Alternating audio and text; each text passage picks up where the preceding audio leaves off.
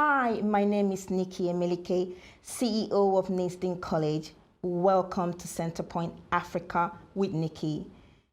This program is centered on education, international politics, domestic politics, business and community development. We have an exciting program for you today, and I would just allow you to see our next guest. Chief, please tell us about you. My name is Bimbo Roberts Folayan. I was the former chairman of the Central Association of Nigerians in the UK. But for the community, I am the executive director of the Nigerian Diaspora Direct Investment Summit.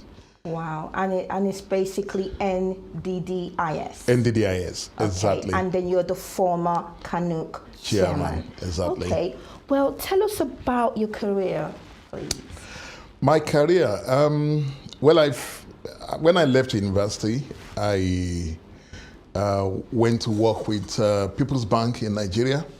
That was a bank that was set up by the military government of the time. Okay. With a very famous Nigerian called Dr. Taisholari and one Mrs. Chokeno.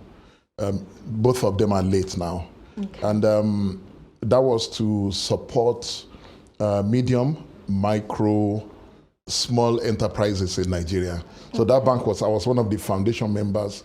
We started from Badagry okay. and then mobilized all through Lagos State. Okay. And I worked very closely. What year was it? Oh, you mean the year I was working with them was yes. 97, 98, okay. 99. Yeah. And then when I left, I went into, I left university 87. 87. 87. Okay. Sorry, because I've mixed it up completely. Not 97. 97, I was in England. Okay. I left university 87. I worked with the People's Bank 88, 89, up to 1990. Okay. And then after that, I went into there was a boom in the financial sector in Nigeria at the time. Okay. And then I went into, myself and a friend set up a finance company. Okay. I worked briefly as a general manager of the finance company because I got used to supporting businesses and raising credits for enterprises. So we went into finance banking, and after that, I joined a former big brother who okay. then invited me to set up another finance company for him, okay. and that was. A very big finance company. We had a mortgage bank. I worked there briefly, and then after some time, when I got married in 1994, okay. There was already crisis in Nigeria arising from the June 12 election okay. Of MK Abiola's election being annulled in Nigeria. Okay. So, and I was very active. I was an activist too. So I was working as a banker. Yeah. As well as participating in activism, working with a lot of activists in Nigeria, protesting against the annulment of the election in Nigeria. Okay. So, and I was very close to that former elected president because my company was supporting him, yeah. and we fought against the military yeah. for annulling that election. So the country was very difficult to stay at that time. Okay. They were arresting activists. Yeah. And I found myself as a young man, newly married, being stopped by the police almost every day. And I had to relocate okay. to England in 1994. But we came in. Was it because of the activism? Because of the activism. Okay. Because of the activism, I had to run away from Nigeria. But my intention was to stay in London briefly for a few months. Oh, okay. Until after the crisis is, gone down a little bit. How was it, the relocation? I mean, how was the struggle? Because for you to relocate, it should have been something that was very strange to you. Because yes. Literally, just being a young man and yeah. then traveling down to the UK. Just tell yeah. us about basically that area. What actually motivated you?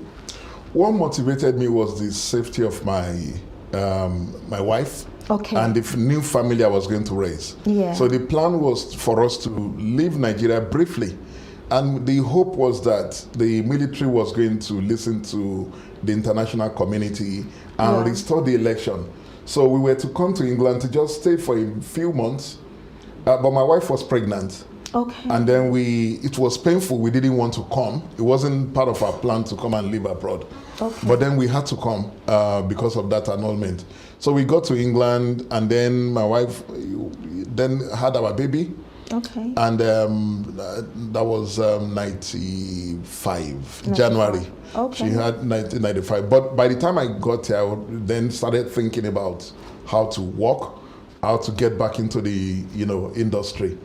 But then I realized that the banking system in the UK was completely different. Totally different. Totally different. So I had to go and enroll in Greenwich University for a master's course it was called a kind of transformation project, degree. Degree, okay. Because you already got a degree in Nigeria. I already had my degree, my BSc, and I was working as a conversion. banker. I did all of the banking exams. Okay. And but when I got to England, I was looking at what career should I go into. Yeah. Then I decided to go into IT. So, and I happened to be one of the but when we came here, there were not so many Nigerian IT practitioners. Yes. But I count myself to be one of the pioneers in the IT sector.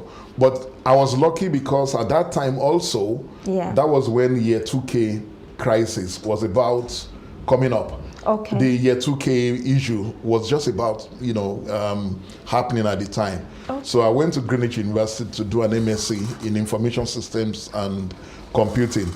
Also then wrote a lot of professional exams. Yeah. All of these Prince 2 practitioners, all of these, different exams, MCSE, a lot of exams were floating around in those days. And you could call an agency that you're looking for work. Mm-hmm. And if you had some of those certifications, they will ask you to stay in the house. They'll send a black cab to take you. Wow. That was how scarce the IT skills were in those early days. And so I moved initially I was into the networking in IT. Okay. And after a few years, I decided to move into software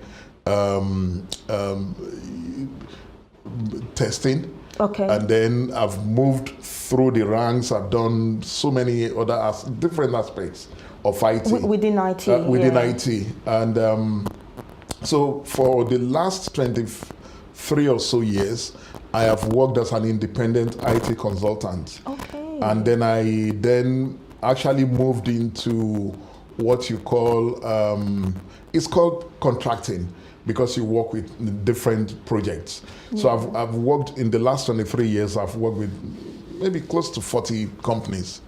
Most of them industry leaders like IBM, Bank of England.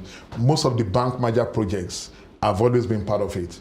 Whether it's anyone that's happening in the UK, I get invited into bank merger projects, telecoms merger projects. I was with the Virgin Media, NTL and Telewest merger happened around the early 2000s, and I was part of the team that did the harmonization. Wow. Yeah. So since then, I've been working in IT. Apart from other things I do. Okay. So I also do investments summits, as you know. You've been to some of our investment summits before. Yes. You've actually sponsored us in the past. Yes, I have sponsored Thank you. Yeah, let me just say it publicly. Yes, so we've had investment summits. When I became the chairman of Kanuk, I was an activist originally, but then I was always within the Nigerian community. Yeah. So I know how the Nigerian community feels. I know their pulse. I know what they're going through. And it was so easy for me to transform from an activist to a community leader. Yeah. So when I got into the community sphere, I ran for election when Dr. Christopher Kolade decided to set up an umbrella body to harmonize the Nigerian community.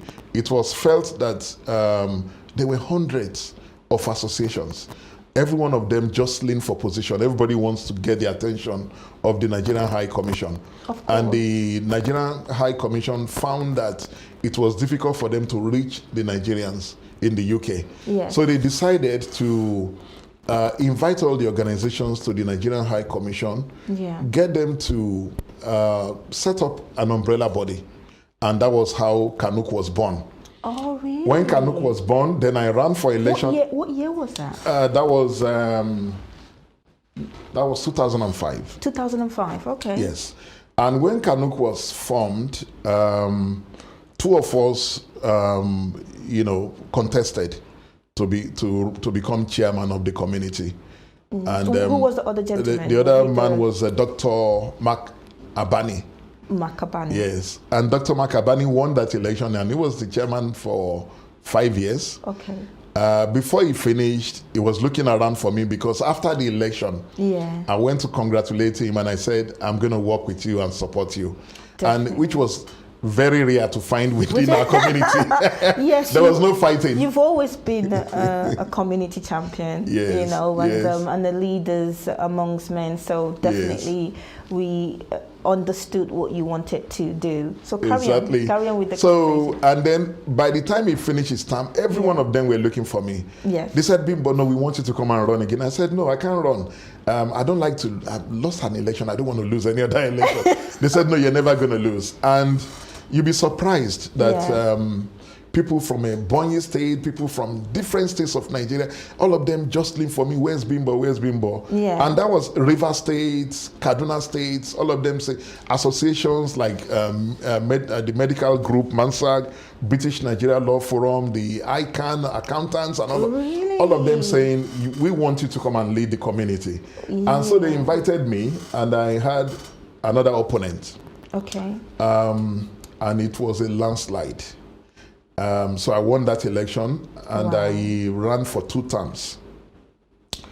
During my term as Kanuk chairman, for 2 terms I was elected chairman twice. Yeah.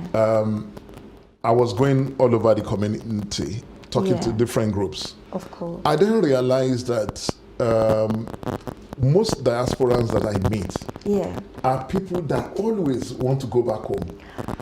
Yes, it's either they want to go back and live in Nigeria, or they want to set something up. Yes, home development, very important. Home development. These guys, every one of them. And I meet people every day saying, Chief, I want to go back to Nigeria. I'm trying to set up a business. So I came up with the idea of actually setting up a project that can help them to set up their businesses in Nigeria. And that was how we, NDDIS was formed. Yes. So, and one day I went to Shell. Yeah. And I went to have a meeting with their directors to get them to be behind NDDIS. Okay. And while I was sitting at the reception, I met a gentleman called David Smith.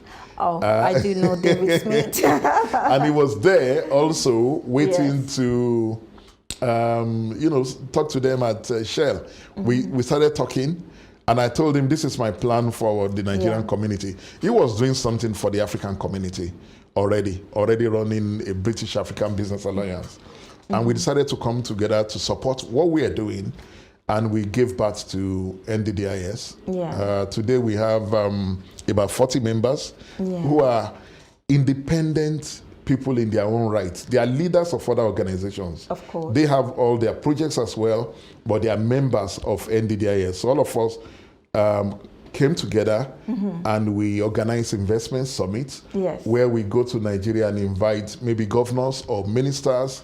We also invite director generals of parastatals.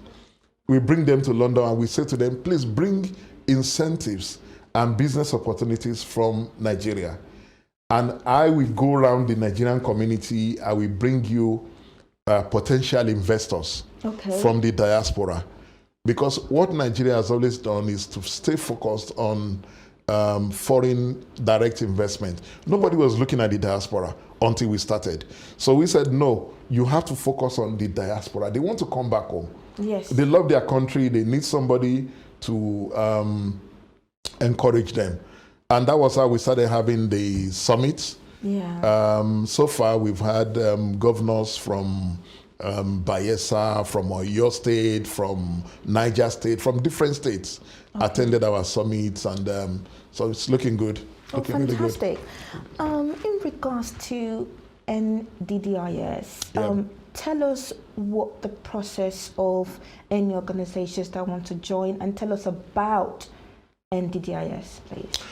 So the NDDIS is called the Nigerian Diaspora Direct Investment Summit. Yeah. It's purely an organization set up to support the diaspora, to set up businesses, and to communicate with Nigeria.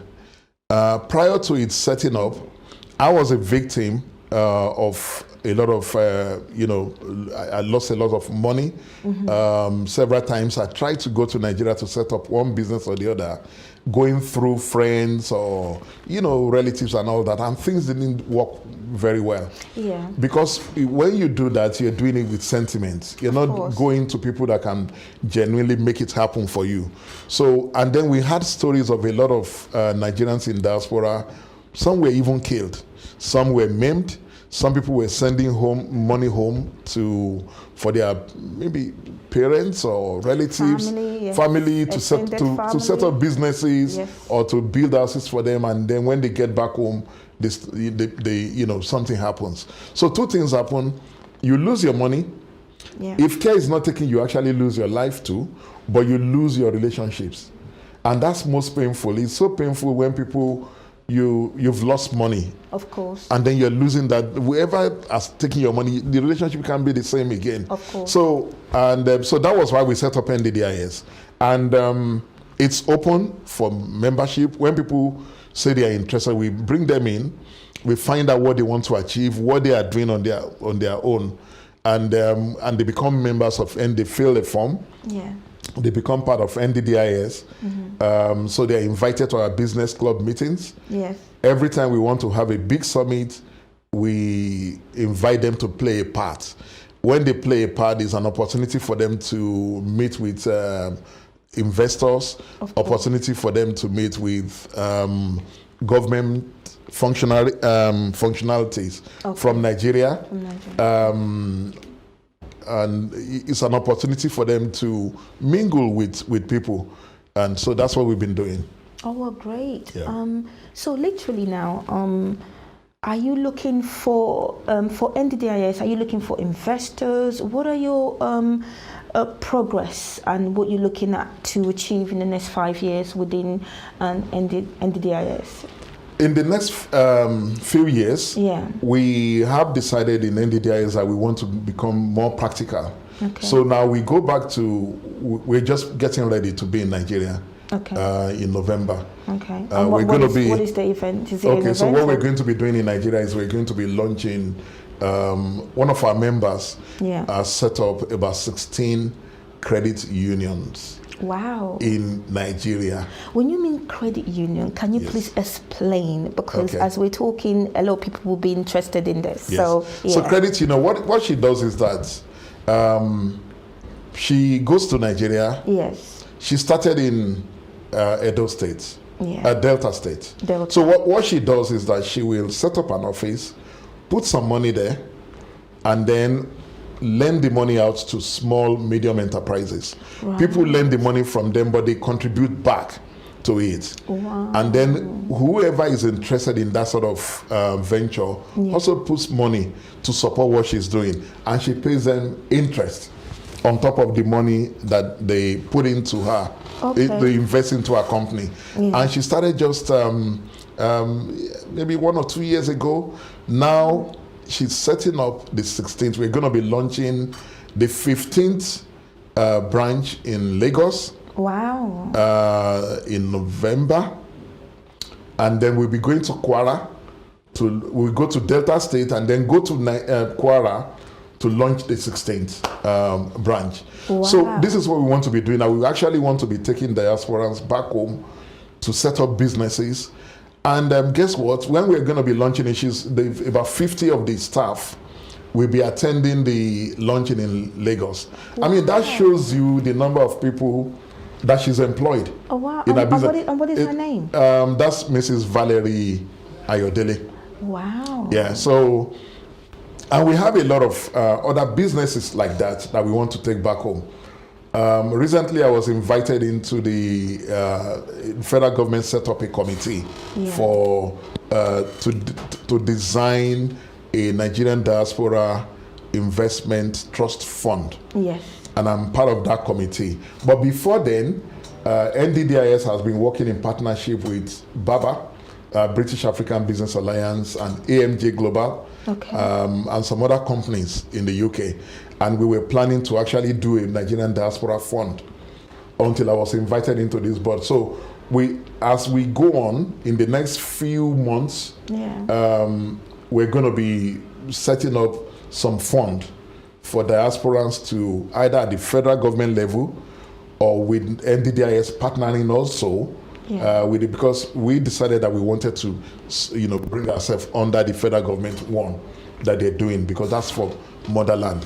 So we will be talking to the diaspora to invest their funds into project development in Nigeria, into things like infrastructure development, into the Chinese. They are in Nigeria and they're making a lot of money. Why not us? We that we live in the diaspora. Well, that's the reason why we're having this conversation, because we want to alert and give people awareness of what's definitely happening in regards to funding, having to create so many opportunities for Nigerians. And that's our main aim, or we're making sure that we do that. So in regards to all this project that you stated right now, I just want to ask you a couple of questions. You've grown within the community. Everyone knows Bimbo, because he's been a pillar, a champion for the community, and we so much have adored all the setup and all the departments you've done so far. Well, can you tell us about young people and areas where you feel that young people should implement so that they can grow successfully like yours? First of all, in NDDIS, we want to start working with young people. I'm going to be calling a conference very soon for young people. What I discovered is that one problem that we have as a community, even when we're in the diaspora, is that we don't have people to hold our hands. Of course. And I go around every day, I see a lot of people struggling. Yes. You've seen it too. Look at the number of organizations you've had to sponsor. Oh, yes. You've had to sponsor them because the community needs handholders. Yes. And some of us, with the bit of knowledge that we have, we can hold people's hands, particularly the young people. So in NDDIS, there are about 20 youths now that we've recruited. We're going to be recruiting more, actually. And what we want to do is to start to bring them up. Okay. We'll start to encourage them to get into community leadership. Yes. But that's something I'm doing as what I'm giving back again to the community.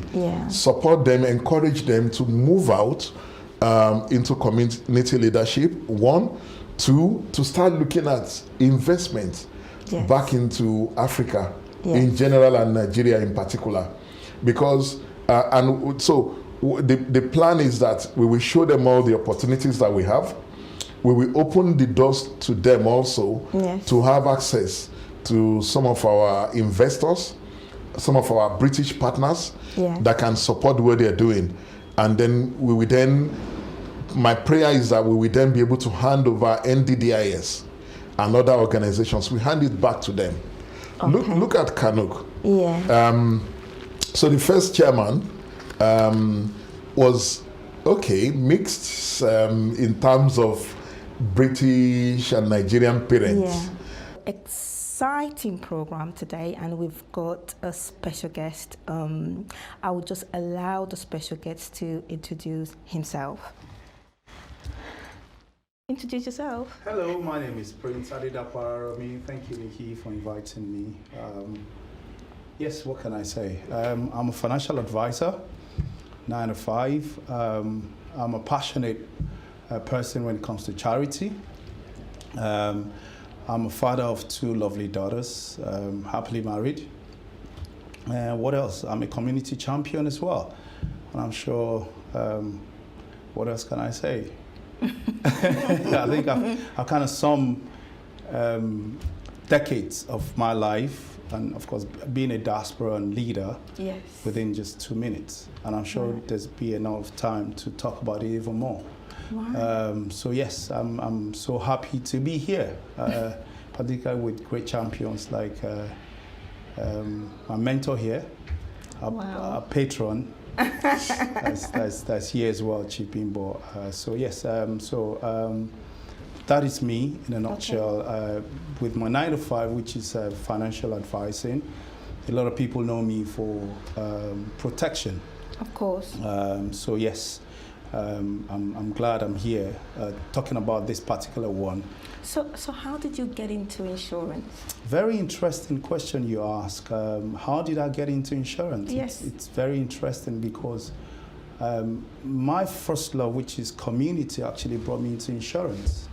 Wow. And it's so funny that you asked that question because community actually drew me closer to Chief Bimbo Falana back in Abuja, Wow. if you can still remember. Yeah. What year was it? I'm always That very was- cautious about year. That must have been 2000 and during Jonathan's. And Abuja is, Buhari is going on the second term, so it must have been over 9 years, Wow. if I'm not mistaken. So we met there.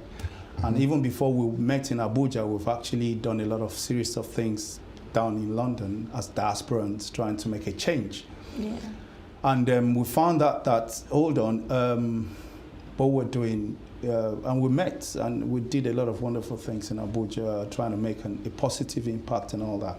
So coming back home, I realized that I needed to have something to give back, apart from me being a charitable person. Okay. And then I overheard someone saying that there's something about insurance. I didn't even know it was a career.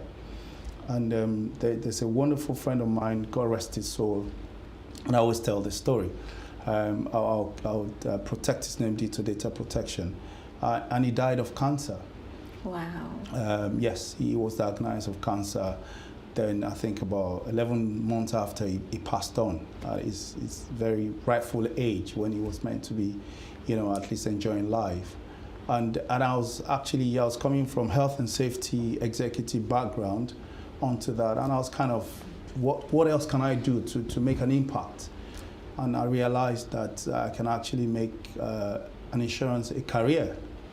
Wow. And I remember the first day I went with a friend for the interview. It's funny, and I'm not the corporate person. If you've known me before, I'm the jeans person. So when I went with my friend and I was told that I have to start dressing corporate, I'm like, no, this is not Sunday every day. Because the only time I'm on corporate is when I go to church. Yeah. And that my friend, coming back to that, my friend actually told me that, Prince, you need to actually protect yourself and your family. That's my Yes. friend that died of cancer. And that actually resonated to me. So when I went, coincidentally, at that same period, I went for that with my friend for that training. And they talked about insurance. And I'm like, wow, so it's a career that you can actually build and develop and help people. And the rest is history. So that's what actually, convinced me that, particularly within our Bain society, we're not talking about insurance enough. Yes, we're not. We're not, and we brush it aside. We don't want to discuss about it. It's not something that is on the menu. It's not something we'll converse about. But So how do you think we motivate people to get to think about insurance and, protecting themselves? Thank you for that question, Nikki. I think, and I needed to pause because COVID-19 has actually taught everyone a lesson. Yes, it has. Fortunately and unfortunately, I would say I lost about 5 clients personally that I know, Wow. that I met one-on-one due to COVID. I have about 2-3 clients that were in the hospital due to COVID. Thank God they didn't die. How can we motivate? It's by this, by talking about this, by you inviting me, by us having a conversation about it. It's not something that I'm not going to die. The frequently thing that people always ask is, I won't die now. Insurance got nothing to do with you dying or not. Of course. It's just saying that if it happens, the inevitable, what's going to happen to your financial dependence? Yeah. If the serious illness or the things that would affect your incomings happens to you, that you and I were healed and healthy as it is, a lot of people are in the hospital as we speak. What is affecting what brings in money to them? Yeah. How can they fill in that gap? So that's the area that we can actually start thinking about. Yeah. And like I said, COVID has actually made this to come on board. So people are having that conversation now. So when you have, and I get clients or people refer clients to me and say, so can I talk about insurance, life insurance right now? Which is not something that you would hear ordinarily before COVID. Of course. Although COVID is a bad thing, but it's brought some good things, i.e. people now wanting to think. It made it more relevant. It made it more relevant that I'm not that invincible. Yeah. Anything can happen to me actually at the end of the day. So like you said, it made it more relevant for us to start thinking in what to say about it, that ways to actually put protection in place. Of course. So yes, how can we make it more relevant is by having that conversation even more and actually thinking about not ourselves only selfishly, but our financial dependence. Yeah. Why do you think people are hesitant in terms of, creating and having insurance in their lives? Thank you for that. That's a very good question. Why do people are hesitant is because, first of all, so I'm naturally, I navigate towards my likes, so of Africans, BAMEs and all of that. So, and I'm a Nigerian, proud one as well. Yeah. So Nigeria, our culture is not the best of things. Our culture does not encourage insurance. Yeah. So unfortunately, even we diasporans, that even people that were born here, they don't even talk about insurance. Despite the fact that UK, kind of encourage it. So that's one. Two, there are a lot of myth around insurance. Wow. That people don't want to research and ask experts like us to say, okay, so I heard about this, what do you think?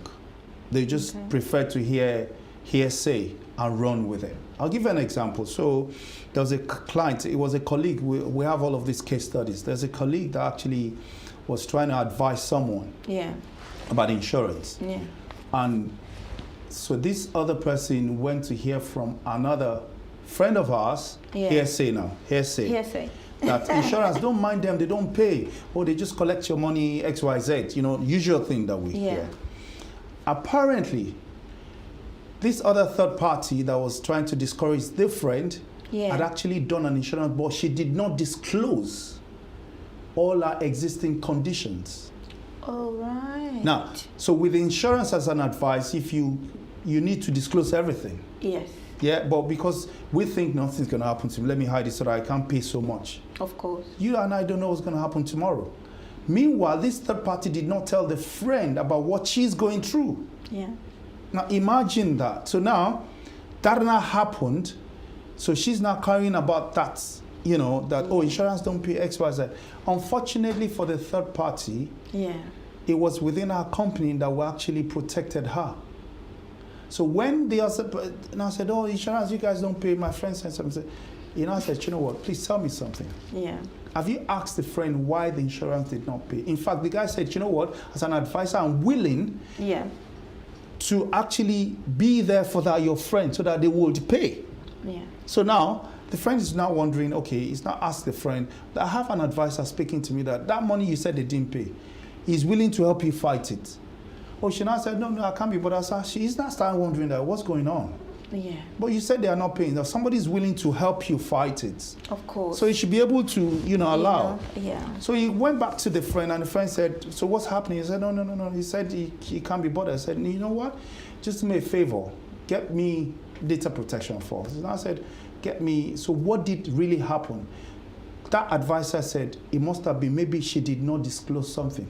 Long story short, the person now found out that this friend actually hid some information That's why the insurance didn't pay. So that's one example.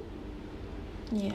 Then what we'd always say again is, even if, let's just say for instance, if insurance don't pay, in UK, as of today, there are lots of rules and regulations guiding every industry. Yeah. So with insurance, there's ombudsman, that if you think that you've been treated unfairly, ombudsman is there to protect you. Of course. So you can report the insurance company and say, listen, oh, I think I'm supposed to be paid for this, but I wasn't. Can you help me fight it?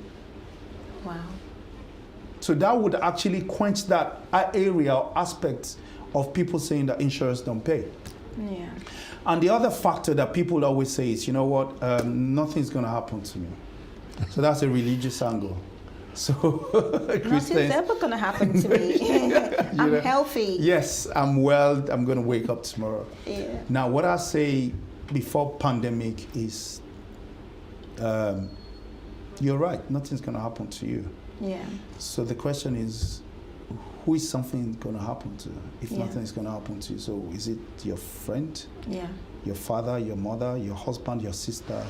If it's not going to happen to you, of course, because you always take yourself out of it and think of nobody else because you don't want to mention names. Yeah. But now because of pandemic, what I'd always say is, it's actually taught us that anything can happen to anybody at any time.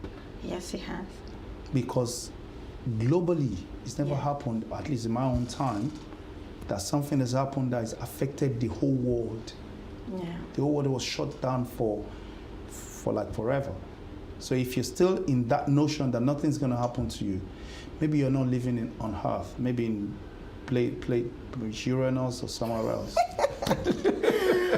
Okay, Prince. So yes. Can you talk to us also about your charity? Because I know it's your passion, and I've seen you in the forums, doing different types of. I don't know. I think you've just been great. I just don't know which area I would state that you've been helping the community, whether it's elderly, whether it's young people. Just basically tell us about your charity so we know.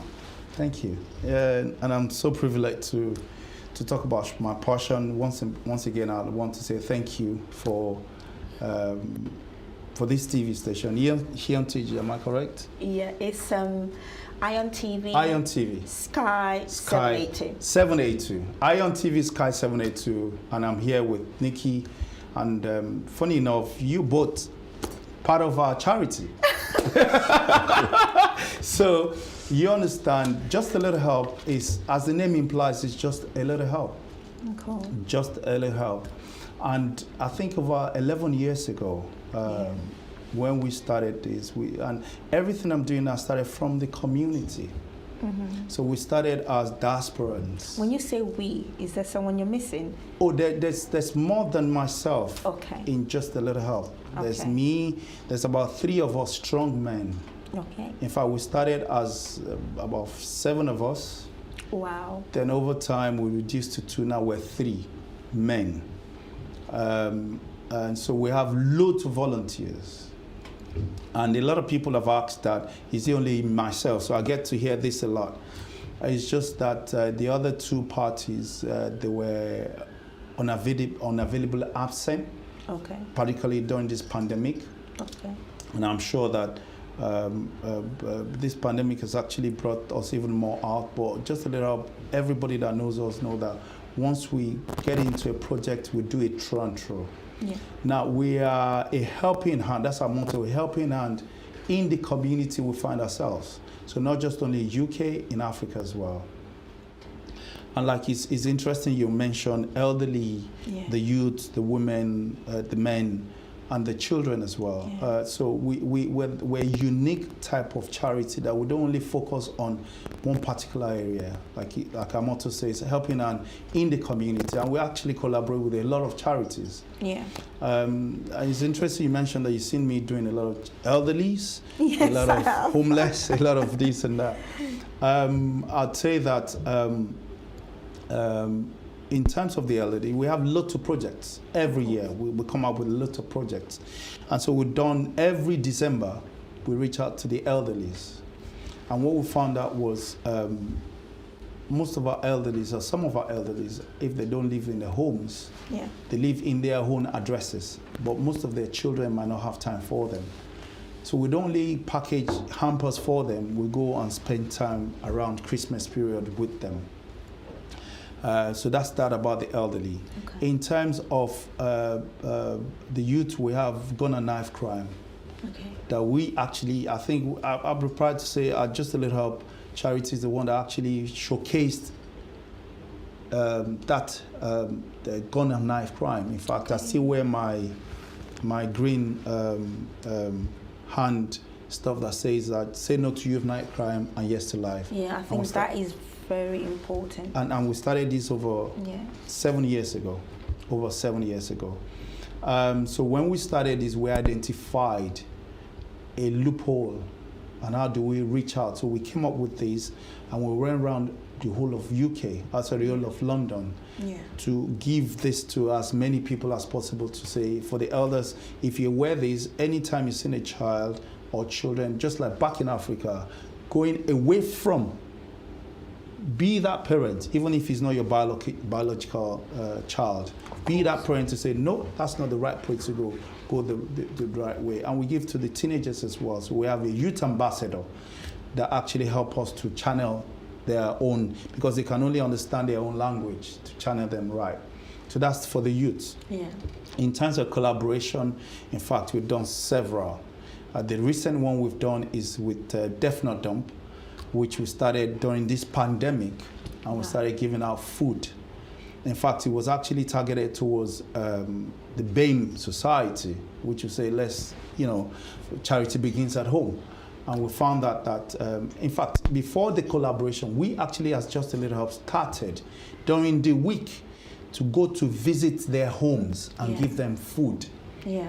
African food, and we collaborate with a whole lot of charities. We collaborated with Yanga TV, Lindsay. She was so I think I saw that wonderful, as well, helpful. I drive all the way down there. Nigerian community in Kent. Yeah. Yeah, under the auspices of Cheyi Obada, doing wonderful works under the Nigerian community. Tesco's. Yeah, I heard about that. Yes, yeah. Tesco's fantastic. Morrison's as well, and they're still helping every week, giving us food. NDSC, a whole lot of organizations came around that time, and they give us food, Just a Little Help, to give out. In fact, last week, NDSC still give us So how's the food. process when these organizations come to you and then bring all these resources? How do you then distribute it and then get to the right individuals? Right, Yeah. fantastic. It's fantastic you mentioned that, because I'll give an example. So when there was need for African food, we as Just a Little Help, we are known in the community for doing what we do. Yeah. So it was a lot easier. We don't Of have to go course. through the protocols. They Yeah. just say, you guys, we know what you're doing. So we approached Adi Ade Okay. and Tasties. Yeah. It's funny. So in terms of resources, Yeah. so they know that, with all of our projects and most of the things we do, they know we deliver. Okay. So it doesn't take, when I called both of them, it took, and Winners Food in somewhere, Winners at somewhere in Ederton, yeah.